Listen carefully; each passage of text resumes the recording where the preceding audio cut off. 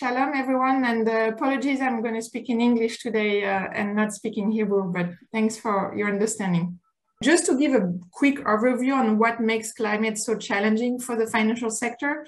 Of course, climate change, as some of you may know, is far from being a very linear and simple topic. So it's characterized by non-linear impacts, deep uncertainties with the risk of major tipping points, and a forward-looking nature. And that's probably something that's very critical for the financial sector, which means that there's a mismatch of time horizon between the longer-term nature of climate risk and the short-term horizon of investment decisions, between an investment horizon that never exceeds 6 years on average and more often looks at 1 or 2 years, and climate risk where we look at 2030, 2050, 2100. There is that mismatch, and that's a key issue. Of course, climate is also very complex because there are multiple socioeconomic pathways and parameters that depends on a specific climate pathways. And also there's circularity and the genuinity of climate risk. So for example, the likelihood of meeting a climate objective depends on how climate policies are introduced. So it's a complex system. And so as a result, I would say that the traditional approach to financial risk management does not manage to well integrate, the deep uncertainty of climate change, but thankfully there's been major success and progress on climate modeling, climate assessment by the financial sector to better understand and assess climate risk. Could you tell us about regulation and global regulation that is good and progressed by now? Of course, and I must say we have seen such a momentum for action and assessment by climate risk by many financial regulators and market participants worldwide. And no one would have predicted such a momentum, I think, 6-7 years ago. So this is very welcome. A growing number of central banks, financial supervisors, but also investors, insurers, and other financial institutions are trying to better understand the economic and financial impact of climate-related risks. They're developing, for example, forward-looking scenario analysis and stress tests to better assess and manage those risks. And this is partly thanks to momentum from financial regulators' network on central banks and supervisors for greening the financial system, or NGFS, where the OECD is pleased to serve as observer, that has really helped to build a transition in thinking amongst financial regulators to develop scenarios, scenario analysis, etc. But it's also a transition in thinking in the market amongst investors based on the implementations of the recommendations of the TCFD. So the TCFD is the Task Force on Climate-Related Financial Disclosures that was launched about 5 years ago. And I must say that there's also increased regulatory pressure across many countries to better assess and disclose climate risk linked to the TCFD recommendation, but also domestic regulations on disclosure. So there is a risk-based approach to climate risk right now amongst the financial sector that is gaining momentum.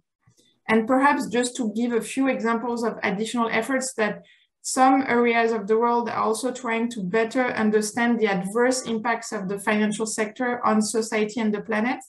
So not just the financial performance, but also the adverse impacts. So for example, the European Union is launching and proposing regulations and directive on due diligence of adverse impacts with their corporate sustainability due diligence. And it's really about helping corporates and financial sector understand not just the impact that climate has on financial performance and financial stability, but also the impact that balance sheets and the portfolio have on people and the planet. And it's really important because there's a dynamic relationship between financial sector and real economy and the planet.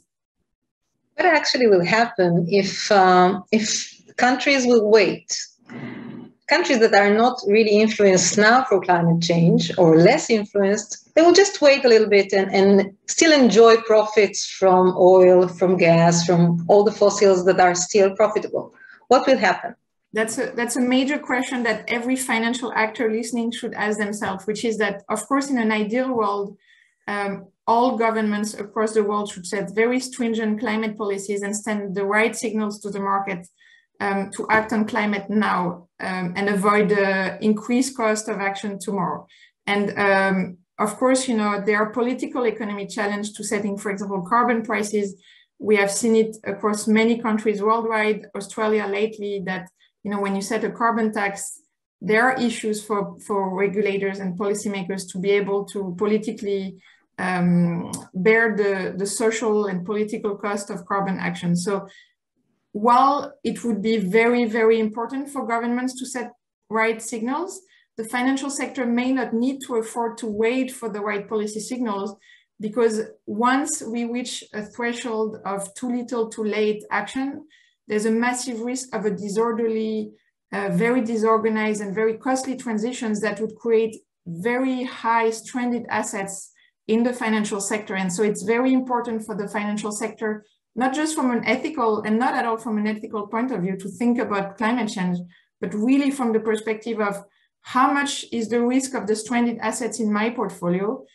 if, you know, government action is delayed, and if, you know, suddenly we are facing, you know, major climate impacts and the need to transition rapidly instead of gradually, which may be the case in the next 10 to 20 years, then what would happen for all those coal and fossil fuel assets in my portfolio that would immediately become stranded because suddenly there would be stringent government regulations and policies that would make it not profitable. And also to mention that some coal assets are already not profitable today. So it's really about thinking about the profitability of portfolios and balance sheets in the future.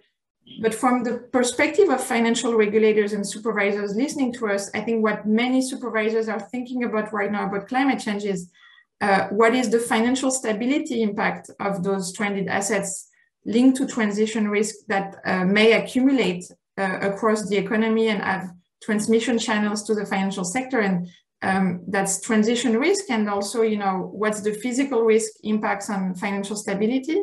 And there are also maybe some price stability issue that could be associated with changes in gas prices or fossil fuel prices. So lots of considerations for the financial sector to maybe not wait for the governments to send the right signals to think about how to better manage climate risk in their portfolios. Great. So one last word about greenwashing. Are you aware of that, and what is your opinion? Great. So thanks for asking that question, Orly. So the good news is that the Paris Agreement has stimulated a range of activities on how finance might be aligned with climate goals. And so we have seen a proliferation, great proliferation of climate pledges. So to give you an example, at COP26 in Glasgow last year, financial institutions with more than $130 trillion have committed to reach net zero by 2050. So this is very encouraging. But at the same time, the financial sectors and countries are not on track to achieve net zero. So the reality of portfolios' carbon footprint is that there is no shift of the portfolios right now. And on the country side, you know, if you look at the pledges from countries, I think UNEP emission gap report last year showed that the current national pledges from countries are on track for a global temperature rise of 2.7 degrees, so almost 3 degrees. So we are not meeting the goals of the Paris Agreement, which is to achieve well below 2 degrees temperature increase. And so there is really a gap and a risk of greenwashing in the market. And I must say that this is a major issue, which is that as financial actors take net zero pledges, they need to develop very stringent and credible transition plans on how they plan to transition towards net zero. And those transition plans need to be very practical across asset classes with interim targets. So target setting is definitely an issue, but also anticipating the risk of too little, too late. You know, what are the available investment strategies that investors and other financial actors need to consider? Is engagement enough? You know, engaging with fossil fuel companies, or do they need to think about other investment strategies for portfolio reallocation away from fossil fuels towards low carbon, climate resilient investments? So this requires a thorough thinking in the strategic asset allocation of investors, and it requires them to think about it today. One, for the reputational risk associated with putting net zero pledges that wouldn't be followed with practice, the greenwashing risk, but also the major financial stability risk that it couldn't tell if those pledges are not met with reality. Wow, that's really, really important. I'm very grateful, Geraldine. It was a pleasure to have you with us and to talk to you. Thank you so much for your time and insights. Thank you so much, Orly, and the OECD is very pleased to participate, and we look forward to contributing further to helping Israeli financial regulators and other actors to engage in the transition. Thank you so much. Thank you. Thank you. Goodbye.